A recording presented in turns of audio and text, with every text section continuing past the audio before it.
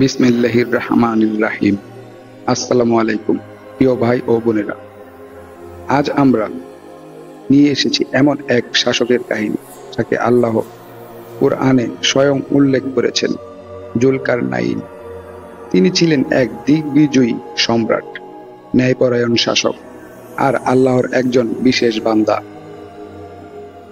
কুরআনের সূরা কাহফে তার কাহিনী এসেছে, কিন্তু আজ অবধি তিনি কে ছিলেন তা নিয়ে গবেষকদের মধ্যে ভিন্নমত রয়েছে। কেউ বলেন তিনি আলেকজান্ডার দ্য গ্রেট, কেউ বলেন তিনি ছিলেন এক আরব শাসক, আবার অনেক ইসলামী মুফাসসির বলেন তিনি ছিলেন এক ঈমানদার ও আল্লাহ প্রদত্ত জ্ঞান সমৃদ্ধ দিগন্ত বিস্তারী সম্রাট। আজ আমরা তার জীবনের কাহিনী, তার দিগ্বিজয়, তার শাসন ব্যবস্থা, তার জনগণের প্রতি ভালোবাসা আর তার শিক্ষার কথা বিস্তারিত শুনব। এটি শুধু একটি ইতিহাস নয়, বরং এটি ঈমান, ধৈর্য, ন্যায় বিচার ও দূরদর্শী নেতৃত্বের এক অনন্য উদাহরণ। জুলকারনাইন শব্দটির অর্থ হলো দুই সিংওয়ালা বা দুই দিগন্তের অধিকারী। কেন এই উপাধি? ইসলামী ব্যাখ্যায় বলা হয় তিনি পৃথিবীর পূর্ব ও পশ্চিম উভয় দিকে জয়যাত্রা করেছিলেন। আবার কেউ কেউ বলেন তার মাথায় এমন মুকুট বা হেলমেট ছিল যাতে দুটি সিংহের মতো অংশ ছিল। কুরআনে আল্লাহ তাআলা আরো বলেন, তারা আপনাকে জুলকারনাইনের ব্যাপারে জিজ্ঞেস করে, বলুন আমি শীঘ্রই তোমাদের কাছে তার কিছু বর্ণনা পাঠ করব। সূরা কাহফ আয়াত ৮৩। এখানে বোঝা যায় আল্লাহ নিজেই তার কাহিনীকে এত গুরুত্বপূর্ণ বানিয়েছেন যে এটি কিয়ামত পর্যন্ত মানুষকে শিক্ষা দিতে থাকবে। এখন আমরা জানবো জুলকারনাইনের চরিত্র সম্পর্কে। জুলকারনাইন ছিলেন এক আদর্শ শাসক। তিনি কখনো অহংকারে ভাসতেন না। আল্লাহ তাকে শক্তি দিয়েছিলেন, কিন্তু তিনি সেই শক্তি ব্যবহার করেছেন ন্যায় প্রতিষ্ঠার জন্য। তিনি বিজয়ের পর ধ্বংসযজ্ঞ চালাননি, বরং মানুষের জীবন, সম্পদ, ধর্ম ও মর্যাদা রক্ষা করেছেন। তিনি ছিলেন আল্লাহ ভীরু, জ্ঞানী এবং পরিশ্রমী। এজন্যই কুরআনে আল্লাহ বলেন, নিশ্চয় আমি তাকে পৃথিবীতে প্রতিষ্ঠিত করেছিলাম এবং তাকে সবকিছু অর্জনের উপায় দিয়েছিলাম। সূরা কাহফ আয়াত ৮৪। অর্থাৎ আল্লাহ তাকে শুধু সেনাবাহিনী নয়, জ্ঞান, বুদ্ধি, কৌশল এবং শাসনের ক্ষমতা দিয়েছিলেন। আল্লাহর দুয়া শক্তি নিয়ে জুলকারনাইন প্রথম যাত্রা শুরু করেন পশ্চিমের দিকে। তিনি অগ্রসর হতে থাকেন, শহর পেরিয়ে মরুভূমি অতিক্রম করে, নদী, নালা, পর্বত সবকিছু অতিক্রম করে এগিয়ে যান। তার সৈন্যবাহিনী ছিল সুসংগঠিত, শক্তিশালী এবং ঈমানদার।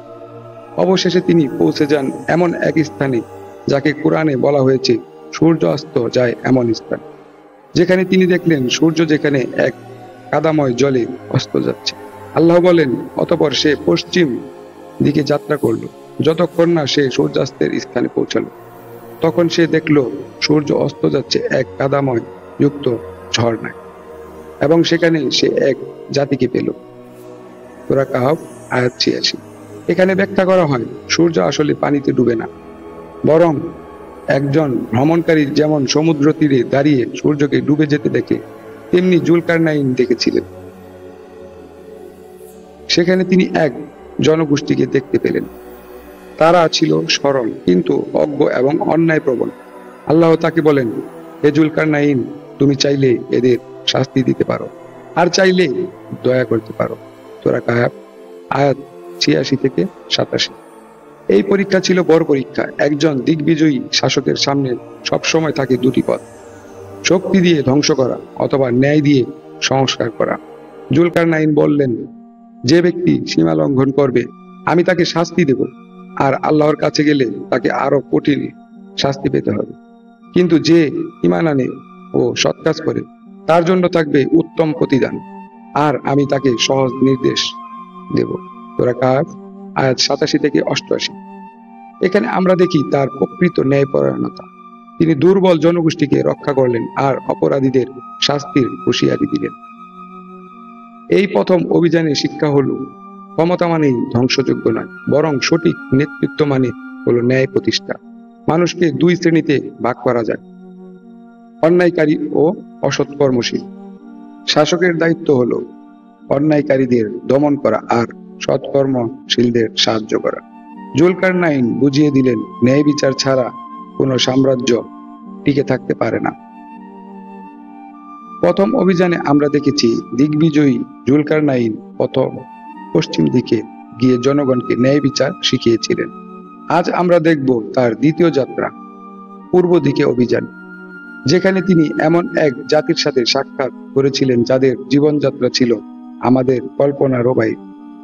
এই যাত্রা আমাদের শেখাবে, আল্লাহ যে শাসককে ক্ষমতা দেন তার দায়িত্ব শুধু যুদ্ধ জয় করা নয়, বরং বিভিন্ন সংস্কৃতির মানুষের সাথে ন্যায় ও দয়া দিয়ে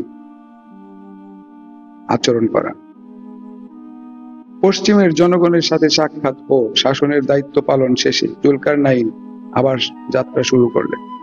আল্লাহ তাকে অসীম শক্তি ও দিক নির্দেশনা দিয়েছিলেন। তিনি তার সেনাবাহিনী নিয়ে মরুভূমি, পর্বত, নদী, বনাঞ্চল পেরিয়ে যেতে থাকলেন। অবশেষে পৌঁছে গেলেন পূর্ব দিগন্তে, সূর্যোদয়ের স্থানে। কোরআনে আল্লাহ বলেন, অতঃপর সে আমার এক পথ অনুসরণ করল, যতক্ষণ না সূর্যোদয়ের স্থানে পৌঁছল। তখন সে দেখল সেখানে এক সম্প্রদায় আছে যাদের জন্য আমি সূর্যের আড়াল করে দিয়েছিলাম না। সূরা কাহফ 89 থেকে 90। এক রহস্যময় জনগোষ্ঠী। পূর্ব দিকে গিয়ে জুলকারনাইন যে জনগণকে পেলেন তারা ছিল সম্পূর্ণ ভিন্ন ধরনের। তারা ছিল একেবারে প্রাচীন ও সরল জীবনযাপনের অভ্যস্ত। তাদের জন্য সূর্যের উত্তাপ থেকে রক্ষা পাওয়ার মতো ঘরবাড়ি, গাছপালা বা পাহাড় কিছুই ছিল না। সূর্যোদয়ের সময় তারা প্রায় উন্মুক্ত অবস্থায় দাঁড়াত। কোরআনে আল্লাহ পাক বলেন, আমি তাদের অবস্থা সম্বন্ধে সবকিছুই অবগত ছিলাম। সূরা কাহফ 91। অর্থাৎ আল্লাহই জানেন তাদের প্রকৃত জীবনযাত্রা ও রহস্যময়তা। এখানে আমরা লক্ষ্য করি জুলকারনাইন তাদের উপর কোনো জুলুম চাপাননি। তিনি তাদের দুর্বলতা বুঝলেন, তাদের অবস্থার প্রতি সহানুভূতিশীল হলেন। তিনি সেখানে যুদ্ধ করেননি, বরং দয়া ও জ্ঞান দিয়ে তাদের সাথে আচরণ করেছেন। এটাই ছিল তার প্রকৃত শক্তি। তিনি বুঝতেন কখন শক্তি প্রয়োগ করতে হবে আর কখন দয়া দেখাতে হবে।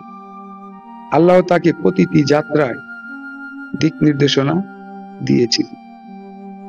এখানে বিশেষভাবে দেখা যায় আল্লাহ চাননি তিনি এই জনগণের উপর কোনো কঠোরতা চাপান, কারণ আল্লাহই বলেছেন, আমি তাদের অবস্থা সম্বন্ধে জানি।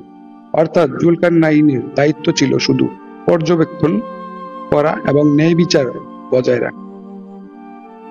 এই অভিযানের মাধ্যমে আমরা এই শিক্ষাই পাই, একজন নেতা কখনো সব জনগোষ্ঠীর সাথে একইভাবে আচরণ করতে পারেন না। প্রতিটি জনগণের নিজস্ব সংস্কৃতি, জীবনযাত্রা ও সীমাবদ্ধতা রয়েছে। জুলকারনাইন আমাদের শিখিয়ে দিলেন, নেতৃত্ব মানে শুধু জোর খাটানো নয়, বরং পরিস্থিতি বুঝে সঠিক পদক্ষেপ নেওয়া। কখনো কখনো দয়া ও সহানুভূতি সবচেয়ে বড় শক্তি। পূর্ব দিগন্ত জয় করার পর দিগ্বিজয়ী জুলকারনাইন আবারও যাত্রা শুরু করলেন। তিনি চললেন উত্তরের দিকে, দুর্গম পাহাড়, সংকীর্ণ উপত্যকা আর অজানা পথ।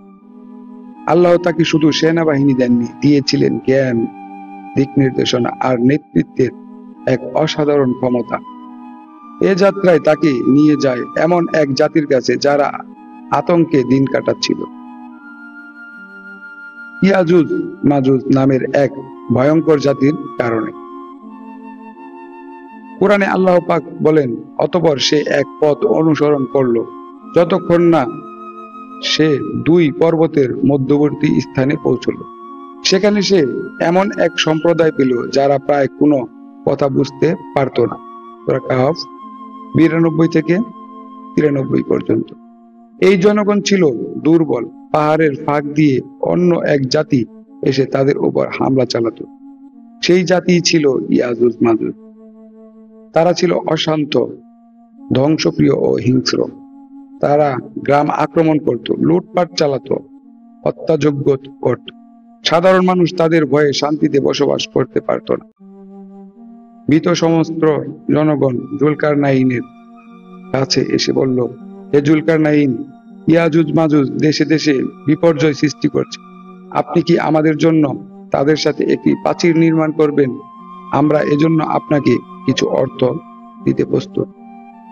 সূরা কাহাফ আয়াত 94। এখানে দেখা যায় তারা জুলকারনাইনকে শুধু শাসক নয়, একজন ন্যায়পরায়ণ রক্ষক হিসেবে চিনেছিল। তাদের আশা ছিল তিনি তাদের মুক্তি দিতে পারবেন। কিন্তু জুলকারনাইন কোনো অর্থ চাননি। তিনি বললেন, আমার প্রতিপালক আমাকে যে শক্তি দিয়েছেন সেটাই যথেষ্ট। তবে তোমরা আমাকে জনবল দিয়ে সাহায্য করো। আমি তোমাদের জন্য একটি শক্তিশালী প্রাচীর তৈরি করে দেব। সূরা কাহাফ আয়াত 95। এখানে বোঝা যায় তিনি ছিলেন আল্লাহর উপর নির্ভরশীল। তিনি জনগণকে শেখালেন সম্পদ নয়, বরং সহযোগিতা আর ঐক্যই হলো সাফল্যের আসল উপায়। এরপর শুরু হলো এক ঐতিহাসিক কাজ, ইয়াজুজ মাজুজকে আটকানোর জন্য প্রাচীর নির্মাণ। জুলকারনাইন নির্দেশ দিলেন প্রথমে বিশাল লোহার টুকরো পাহাড়ের ফাঁকে সাজাতে,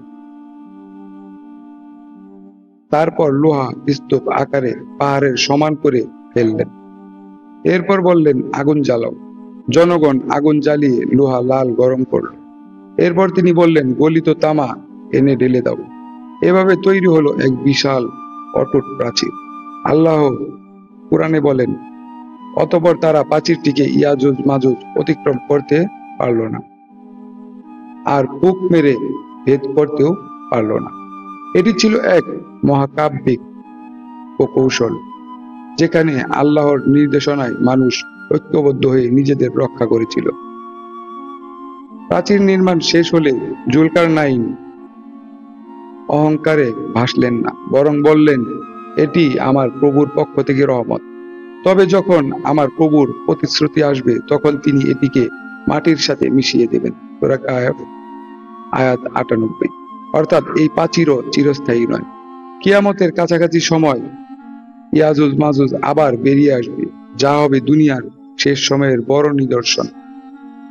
জুলকারনাইনের এই মহান কাজ আমাদের শেখায় ঐক্যই শক্তি।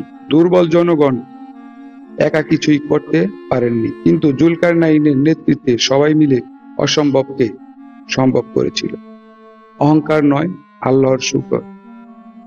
বিশাল প্রাচীর বানানোর পরও তিনি বললেন, এটি আল্লাহর রহমত।